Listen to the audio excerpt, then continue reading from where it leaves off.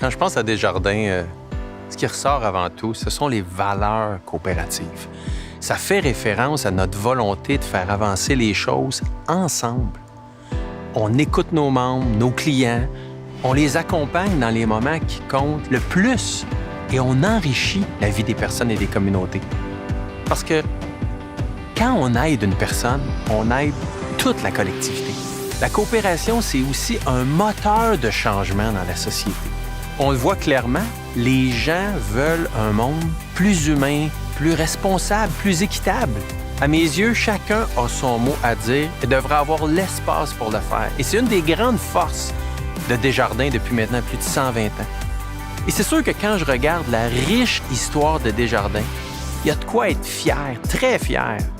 Et c'est inspirant de pouvoir se projeter dans l'avenir. Si on est si solide depuis si longtemps, c'est parce qu'on a su innover et s'adapter aux nouvelles réalités, sans jamais perdre de vue ce qu'on fait et surtout, pour qui on le fait. On est ici pour chaque personne qui nous confie ses finances, pour qu'elle réalise ses projets, ses rêves. Et ça, c'est grâce à nos membres et clients qu'on grandit. Ensemble, on est une force puissante qui ne va jamais arrêter d'avancer.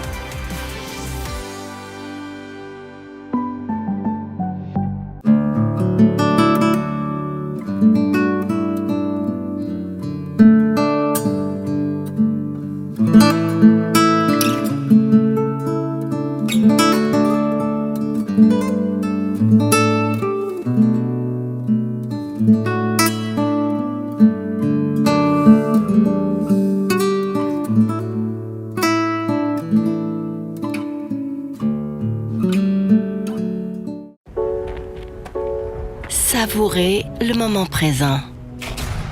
Commencez tôt. Restez tard. Très tard. Vive sa passion. Faire bonne impression. S'engager. Se lancer. Plonger. Laisser parler son cœur. Tout son cœur. Oh. Exagérer. En faire plus.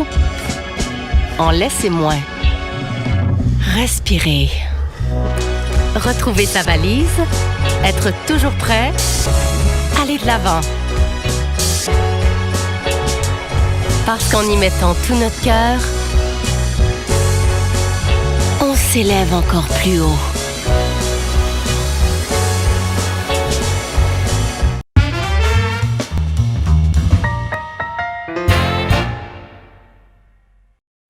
Bonjour et bienvenue à l'émission Sous les projecteurs, l'émission qui met en vedette des gens qui brillent dans notre communauté, des gens comme peut-être vous. Aujourd'hui, mon invité est nul autre que Arnaud Baudry, le directeur général de FrancoQueer. Bonjour Arnaud, comment vas-tu? Bonjour Peter, ça va très bien, merci. Parle-moi un peu de qui est Arnaud et puis c'est quoi ton rôle au sein de FrancoQueer? Bon, alors je suis originaire de France. Je suis arrivé au Canada en 2011. J'étais impliqué comme bénévole à FrancoQueer pendant plusieurs années, depuis 2015. Et puis, mon rôle présentement, c'est directeur général. Donc, je m'occupe du développement de l'organisation. Et puis, ça, c'est un poste tout récent qui a été créé cette année même grâce au travail de nombreux bénévoles et de l'équipe. FrancoQueer est la première association Paris pour les personnes LGBTQIA+, francophones de la province. Parle-moi un peu de ses débuts, comment est-ce que l'organisme a été créé originalement, puis aussi nous expliquer la signification de l'acronyme LGBTQIA+, s'il vous plaît. Bien sûr. Donc, FrancoQueer, ça a été créé par un groupe qui s'est rassemblé en 2005. À l'origine, c'était un groupe de personnes gays qui voulaient former un groupe pour se divertir, pour socialiser entre francophones qui s'identifient comme faisant partie de la communauté LGBT. Et puis, pour mettre en valeur le français aussi.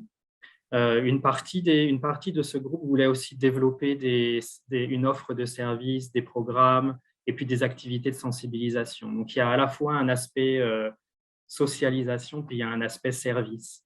Donc ça, c'est ce qui les a réunis au départ, et puis ils ont créé l'organisation en 2006. Elle a été enregistrée donc, auprès du gouvernement de l'Ontario en 2006. Donc c'est un organisme communautaire par époux, la communauté LGBTQIA+. Et donc l'objet, c'est vraiment se donner une voix dans la communauté francophone de Toronto et de la province. Et puis, c'était vraiment aussi pour répondre à l'expérience d'isolation sociale et d'aliénation au sein de notre propre communauté, c'est-à-dire à la fois aliénation par rapport à la communauté LGBTQ anglophone et aussi d'une certaine manière la communauté francophone. Mais l'acronyme lui-même a changé depuis les dernières années. Peut-être tu peux nous parler un peu de la signification de l'acronyme. Oui, l'acronyme change parce qu'il y a des questions de représentation qui ont été considérées au fil des années. L'acronyme qu'on voit le plus fréquemment, c'est LGBTQIA2 ou 2S LGBTQIA+.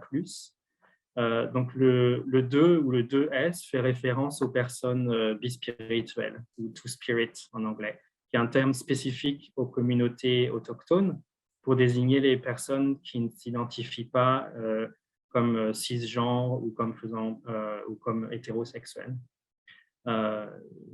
Le L donc, fait référence à lesbienne.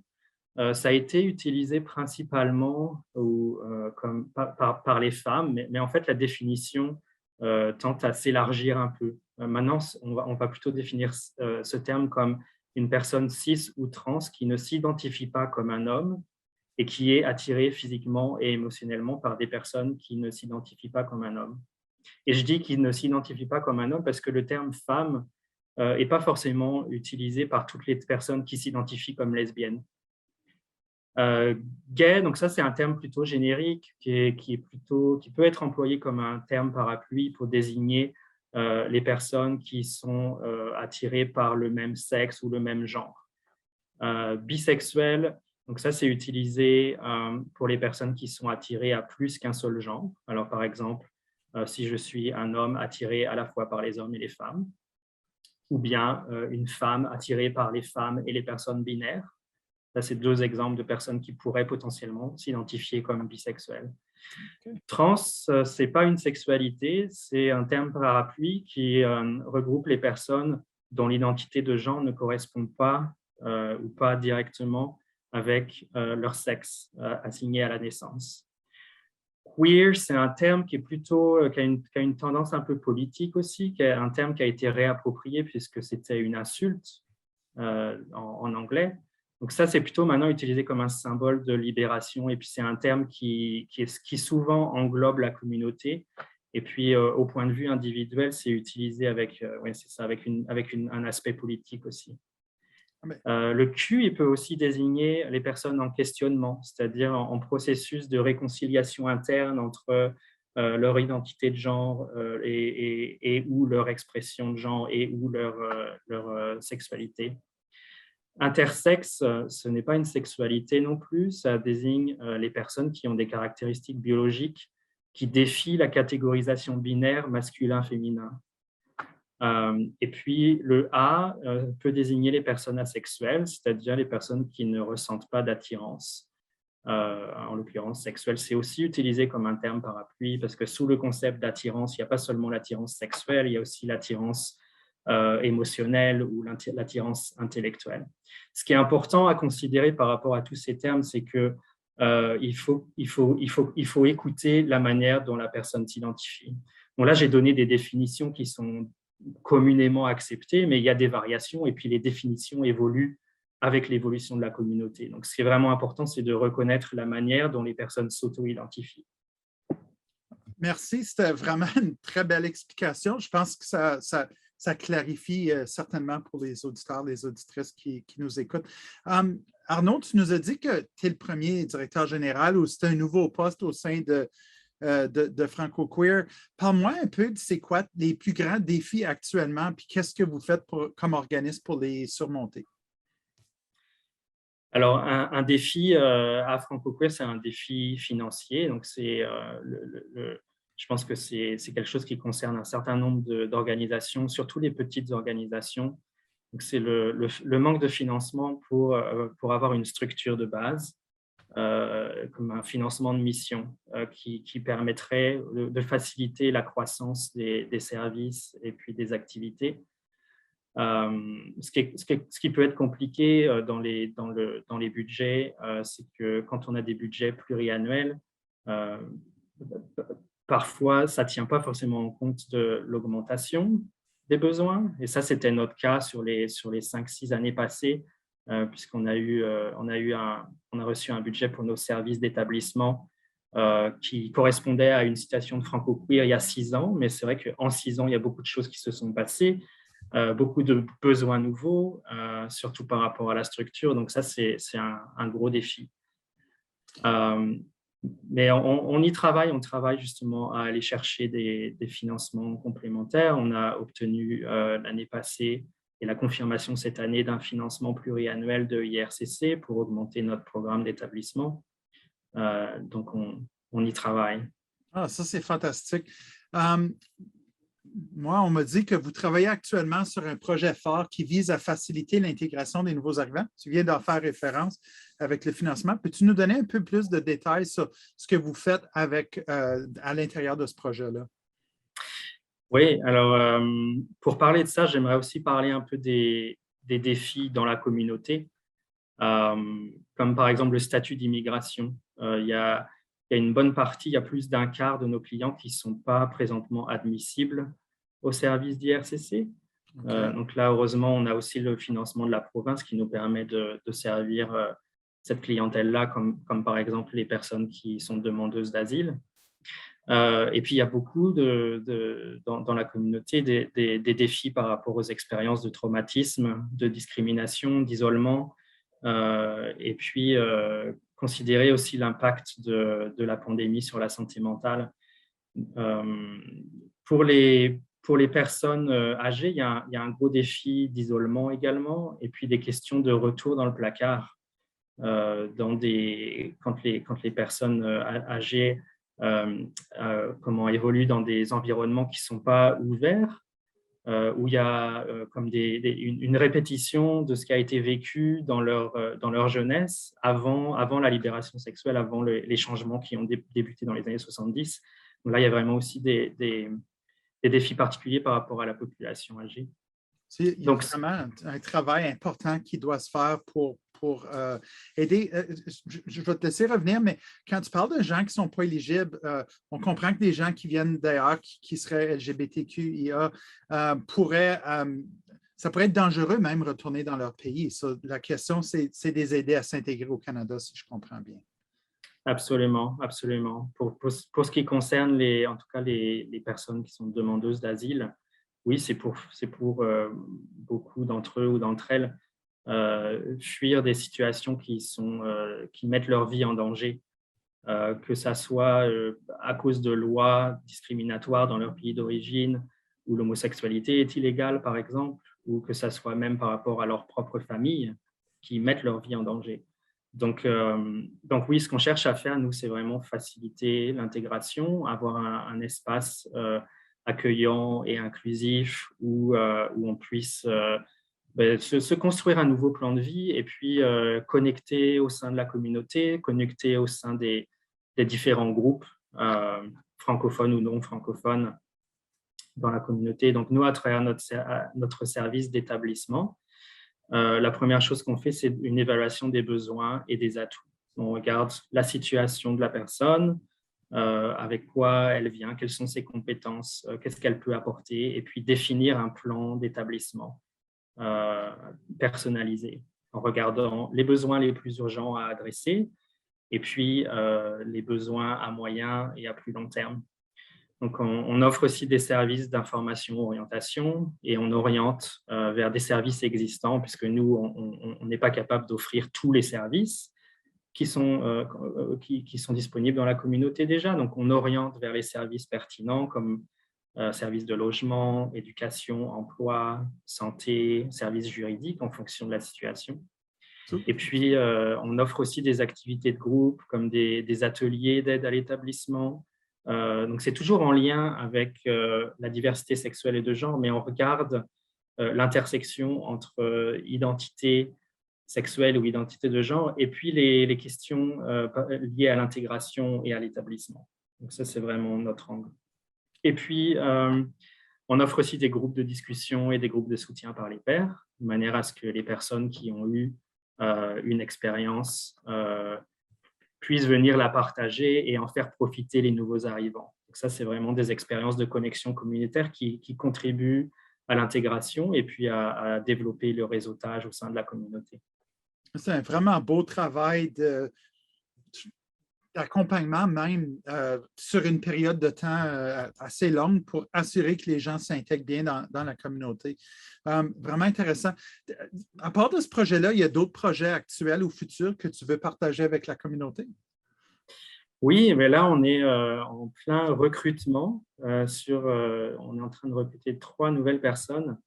Alors, on a un projet lié à la santé mentale vraiment pour adresser le vide de services qui soit culturellement adapté à la communauté LGBTQIA+ francophone et en particulier la communauté noire. Et donc, on cherche à développer un service de counseling. Une autre chose, un autre programme qu'on est en train de développer, c'est un programme de leadership inclusif. Et là, c'est vraiment pour sensibiliser, ça vise à sensibiliser les communautés francophones à des pratiques anti-oppressives et antiracistes pour soutenir la communauté LGBTQIA+, et défendre les droits de la personne. Donc, on est en train de travailler sur le développement d'un comité provincial et puis des activités de sensibilisation et d'éducation. On est en train de développer un programme pour les écoles.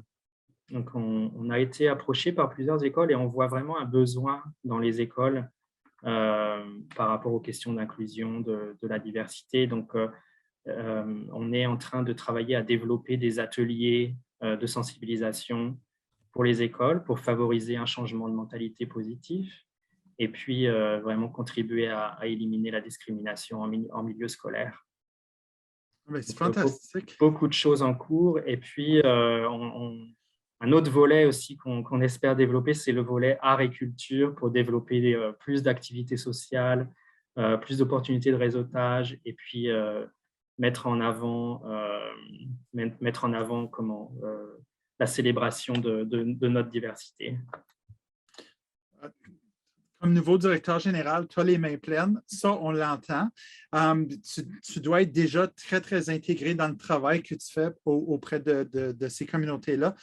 Si je te demandais aujourd'hui de partager, selon ton expérience, les leçons qui ont été apprises, les bonnes pratiques avec la communauté, qu'est-ce que tu me dirais?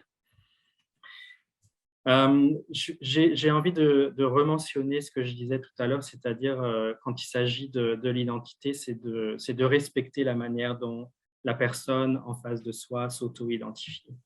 On vient, dans notre société, on a beaucoup de préjugés, on se base sur des stéréotypes. Ça, il faut les laisser de côté, vraiment s'appuyer sur l'expérience vécue.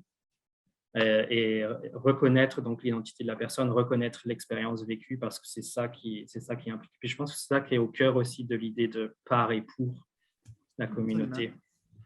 Donc la question d'impliquer la communauté LGBT dans les projets qui la concernent, je pense que ça c'est vraiment une bonne pratique à développer ou à continuer. En termes organisationnels, je dirais de respecter la mission et l'approche des organisations communautaires comme Franco-Queer. Je pense qu'il y a du travail à faire dans la communauté pour vraiment comprendre pourquoi on existe, qu'est-ce qu'on peut apporter, comment est-ce qu'on peut augmenter le dialogue entre les différentes organisations pour mieux travailler ensemble. Et puis, un autre point que j'ai déjà abordé un petit peu, c'est la question de la sensibilisation. C'est de continuer à sensibiliser le personnel des organisations et puis le public en général. Et ça, c'est vraiment un travail continu qui doit être fait. Du par, du pour et avec, il y a des belles opportunités de partenariat pour d'autres organismes de travailler avec Franco-Queer s'il y a un intérêt pour des projets en région, etc. autour de tout ça, qu'est-ce que Franco-Queer fait pour promouvoir, préserver l'identité franco-ontarienne en Ontario?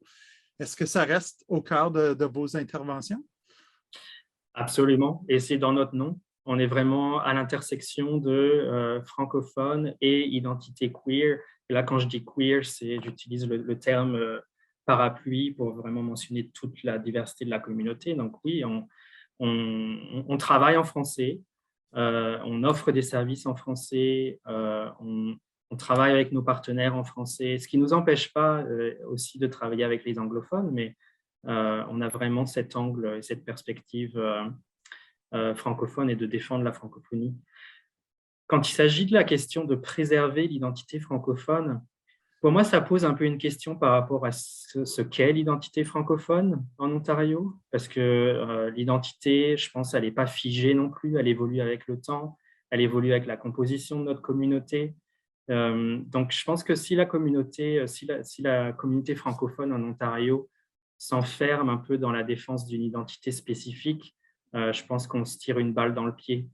Il faut vraiment trouver cet équilibre entre la défense de l'identité francophone et puis l'évolution de cette identité pour considérer et puis intégrer la grande diversité de la communauté. Donc, je dirais que la communauté franco-ontarienne, elle sera diverse ou elle ne sera pas. Il faut vraiment pour nous, pour préserver, c'est aussi une question d'ouverture, c'est de développer aussi l'identité francophone et puis s'appuyer sur sa diversité. Je suis content de ce commentaire-là parce que c'est toujours quelque chose qu'on a besoin de travailler comme communauté à plusieurs niveaux.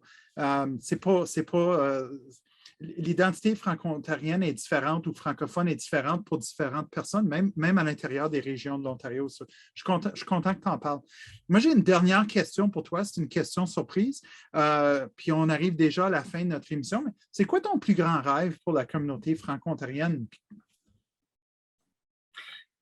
Bon, je vais répondre avec la perspective franco-queer. Absolument. C'est d'avoir une communauté franco-ontarienne qui soit vraiment inclusive à la diversité sexuelle et de genre, qui respecte la personne, qui se débarrasse des stéréotypes et des préjugés, et puis qui soit vraiment en mesure, qui soit capable de s'appuyer sur la diversité de notre communauté franco-ontarienne. Donc, je pense qu'il y a beaucoup d'organisations, beaucoup de personnes qui y travaillent et je pense qu'on fait des bons progrès dans ce sens-là. Et j'espère que ça va avancer rapidement et en tout cas, on avance ensemble. Absolument. Je suis 100% convaincu qu'on va avancer ensemble. Sur ces belles paroles, merci beaucoup Arnaud Baudry, le directeur général de Franco-Queer, qui a été notre invité aujourd'hui. Vous, merci à ceux et celles qui sont à l'écoute aujourd'hui. Si vous connaissez d'autres personnes qui brillent comme Arnaud dans la communauté, s'il vous plaît, laissez-nous savoir. On veut compter vos histoires aussi. À la prochaine.